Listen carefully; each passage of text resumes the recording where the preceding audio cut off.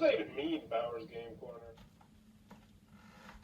Ahoy there, YouTube! I'm back again today for another game review and a special Kickstarter kind of review. And today I'm very excited to check out Crokinole from Mayday Games. This is an age-old game for 2 to 4 players where you're going to be trying to flick your little discs into the hole in the center or try and knock your opponent's discs out of the way. So I say this is a little bit of a weird review because I'm going to be reviewing the game of Crokinole itself, but I'm also going to be focusing on the Crokinole board that I have right here, which is currently on Kickstarter from Mayday Games, or I'm pretty sure if the Kickstarter is over, you can go buy one from Mayday Games. So I'm going to be focusing not only on the components very heavily, but also on the gameplay itself. Before we get started, I do want to give a big shout out to Peacekeeper Games. They got a game out called Flag Dash, which I really do enjoy, but they helped us go to Gen Con last year, so be sure to check out Peacekeeper Games. But let's go ahead and check out this awesome Crokinole board. Spoilers! Alrighty then, we're going to take a look at what you're going to get inside of Crokinole. So first and foremost, we got a handy dandy rule booklet. It is three pages, kind of double-sided. Really, it's just one really long page, double-sided. And there's no pictures or illustrations. This is actually a bad rule booklet. I hate to say that, but it is. They use a couple confusing word choices where one instance where it should say must, they say may, and it just ends up confusing you more than anything else. And I'd played a lot of Crokinole, so I understood what the rule booklet was trying to tell me, but I handed this to my wife to see if she could figure out how to play Crokinole just from this rule booklet, and she couldn't figure it out. She got frustrated, and I think you will as well if you've never played Crokinole as well. I would recommend you go watch a 3 or 4 minute YouTube video, which will very clearly show you how to play Crokinole. So big thumbs down on the rule booklet, surprisingly. Very simple game, rule booklet would not have you believe that. But I imagine most of you are not here to learn about the rule booklet. You are here to see the board itself. And this is an absolutely gorgeous wooden board. Like, everything about this board feels top-notch. These little pieces right here do come out. You can insert some wood glue if you want, if you don't ever want them to come out. But you can take them out. On the bottom, they got the little, I don't remember what they're called, but things to make it so it's not going to move on the table, and it's not going to scratch the table. Like, this thing is barely moving at all. It's a heavier one. This is a top-notch Crokinole board. You know, I've never seen one of the upscale ones, but this is absolutely fantastic. I'll talk more about it in the pros and cons, but this is an heirloom game, which I don't think I've ever said before about a game. But let's go more into the components. So next you're going to get this box right here. This nice custom wooden box. It's got holes right here. This is actually to keep track of your score, because you're going to get an extra black and white peg that you'll be able to put in there and keep track of your scores. And then you're going to get, I believe, 24 of these little doodads right here. These are what you're going to be trying to flick into the center right there, or trying to knock your opponents out with. One thing I do want to mention, because someone asked me about it on the unboxing video, is these are convex or concave or something like that. So essentially what that means is one side is going to spin a lot more than the other side. I don't know why that's important, but I assume hardcore Crokinole players will be very happy about that. And this is a very simple flicking game, and I'll show you how it is played. So, you are first going to pick out which quadrant you are going to start with. There are 4 quadrants, which are these ones right here. You're going to take all of your colored pieces, and how many you have will depend on how many players you are playing with. And then the person who goes first is going to try to attempt, ideally, to make it into this circle right here, but they have to make it at least into this big circle right here. How they're going to do that is they're going to take their piece, they're going to place it somewhere on their starting line, and then they are going to try and flick it in there. So that was a terrible attempt. I should be ashamed of myself, and now it would be the next player's turn. Since no one is on the board right now, the next player, once again, only has to get it into this middle large circle right there. So obviously they'd be starting on their own different quadrant. And there's a couple rules about you can't pick up your butt cheeks, you can't move your chair at all, which it is what it is. I find them kind of humorous, but I understand why they're there. And then you're going to try and flick it in, so that would be a successful flick. So now it goes back to my turn. So now that's one of the opponents is on the board, my goal is not to get it in the center anymore. It is to hit their piece. So I have to hit their piece. So let's just say I flicked it and it landed right here. Well, that's bad. I actually lose this piece because I didn't hit the black one. So what I'm trying to do is hit the black one. Wow, that was a great one. So I hit the black piece, which means I do, in fact, get to score points here. And since I got it right in the center, I actually put this over to the side for scoring purposes.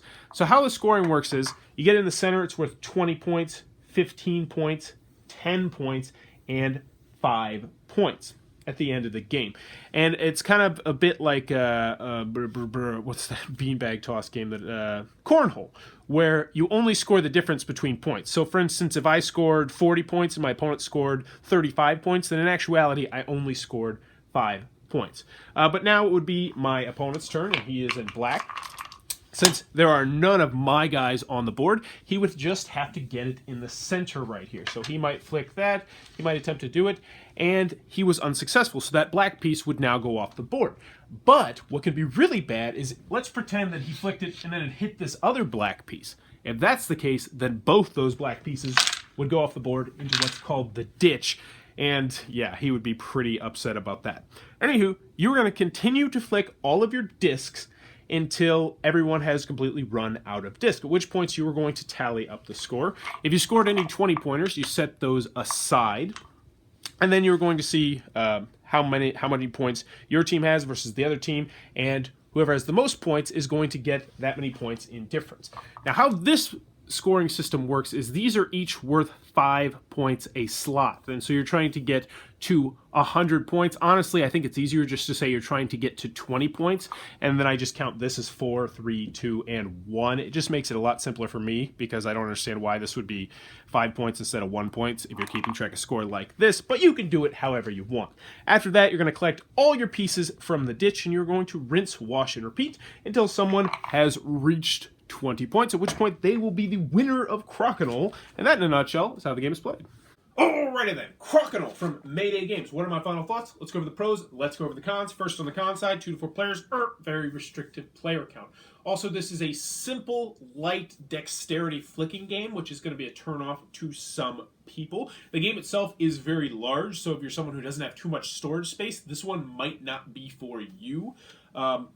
Rule booklet. The rule booklet is bad, and I say bad because there's not that many rules in this game. It's an incredibly simple game, yet just reading the rule booklet, if you don't know how to play, I feel like this rule booklet is going to frustrate you. It frustrated my wife, it frustrated my buddy who had never played. I was like, hey, can you try and figure this out by reading the rules? And he was like, I think this is what they mean. There's just so few rules, to get any of them wrong, it's frustrating. I'd recommend watching a 3, 4, 5 minute video on how to play Crokinole online. So I wish it would have had a picture. I wish it would have been a little bit better.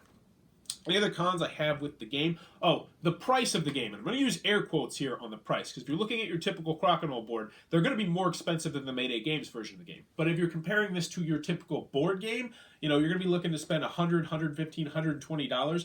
It is a little bit on the pricier side compared to most board games. But for Crokinole boards, this is actually really cheap.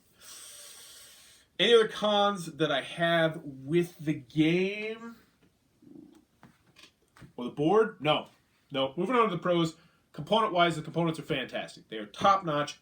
This board, you know, nuclear apocalypse, people are going to be playing this in the Fallout. I mean, it's a very nice board, and this is the kind of game, and this is the kind of board that I've never said this about any other game before. Maybe you might say it about, like, Ticket to Ride or something like that. This feels like an heirloom game. You're gonna make the investment. You're gonna spend the $100, $120 or whatever it is, and you are going to have this game for the rest of your life. And if you don't, you will hand it down to someone else. Someone is going to want this. That's how nice component-wise this is. And this is the ultimate gateway game, in my opinion. There are very few situations where I would see this falling flat. It draws people in. You bring this out, and it's just like, whoa, that looks nice. What is this? This looks cool. And then they start playing. And the gameplay itself, I love the simplicity of the gameplay, but I also love the meanness of the gameplay. You're not just trying to get it in the center circle, because if someone else has a piece on the board, then you are actively trying to hit their piece and hit their piece off. And I love that. I love that aspect. So there's lots of player confrontation here, but the gameplay goes so quickly that it's not a bad thing. I also liked it with teams. I liked it, you know, just 1 versus 1. I just love the game itself. This is actually one of my Grail games, so I was incredibly excited to get it. So the game of Crokinole itself is a lot of fun. The board itself, absolutely fantastic. Top-notch components. highly recommend checking this one out. I look at all the games on my shelf, and I would say a good 80 to 90% of these, one day I will get rid of, and they will be replaced by a different game. This is not the case with Crokinole. If you have the space, if you have the money, absolutely you want to check this one out. It is fantastic. So that is Crokinole from Mayday Games, currently on a Kickstarter near you right now. Top-notch components, really fun game. Just go look up a how to play video online.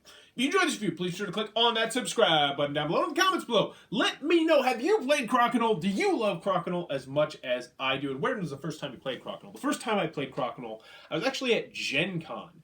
And somebody had brought a Crokinole board in. It was in that big hall where it's just 24-hour gaming. And I was like, whoa, what is this? And I sat down and I started to play. And I ended up playing with the guy for like an hour and a half. Just flicking it back and forth. It was like 3:30 in the morning. Oh, love Crokinole. But do you love Crokinole? Let me know in the comments below. And as always, thanks for your time, YouTube.